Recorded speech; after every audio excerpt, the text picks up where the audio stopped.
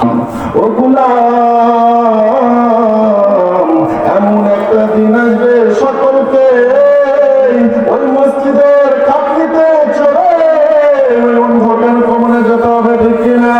এই জন্য ভাই আমার নবী বলে দিলেন, কবর হলো অন্ধকার ঘর, কবর হলো সাথীহীন ঘর, কবর হলো বাতিহীন ঘর,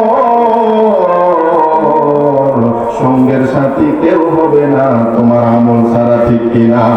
ও গোলাম, আমার রব্বুল আলামিন কালে পাকের মধ্যে ইরশাদ করে দিলেন, হুদাল লিল মুত্তাকিন আল্লাযীনা ইউমিনুনা বিল গায়বি ওয়া ইউকিমুনাস সালাহ।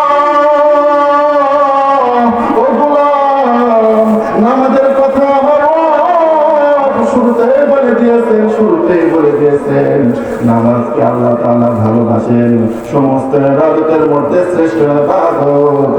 যদি কোনো ব্যক্তি নামাজকে ধরে নেয়, নামাজকে আঁকড়ে ধরে, ওই ব্যক্তিও আল্লাহ তাআলার শ্রেষ্ঠ হয়ে যাবে, ঠিক কিনা?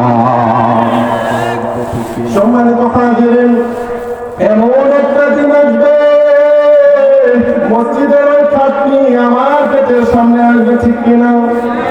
আত্মীয় স্বজনের কাছে খবর চলে যাবে, সকলেই জেনে যাবে অমুক মারা গেছে, মানুষ আর আপনার নাম বলবে না, আপনার নাম হয়ে যাবে লাশ, মানুষ বলবে লাশ কয়টার দিকে দাফন হবে, ঠিক কিনা? একটু মনোযোগ সহকারে শুনবেন। কেউ যাবে বড়ই পাতা জোগাড় করতে, কেউ যাবে কাপড়ের কাপড় কিনতে। ও গোলাম, কিসের উপর বিশ্বাস করে তুমি মসজিদে যাও না? কিসের উপর বিশ্বাস করে তুমি আল্লাহকে ডাকো না? কিসের উপর বিশ্বাস করে তুমি আল্লাহকে স্মরণ করো না? হতে পারে ওই বাসার কূপের মধ্যে তোমার বাসটা বড় হয়ে গেছে, হতে পারে বাজারের মধ্যে তোমার কাপড়ের কাপড়টা এসে গেছে, ঠিক কি না?